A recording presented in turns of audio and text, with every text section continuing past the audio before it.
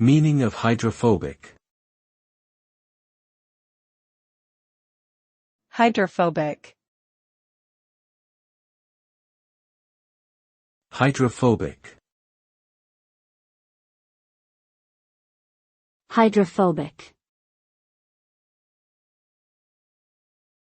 Hydrophobic. Hydrophobic is a term used to describe substances that repel water.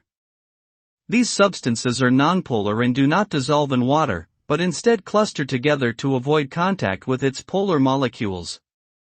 Hydrophobic interactions occur naturally in numerous biological processes such as protein folding and lipid membrane formation.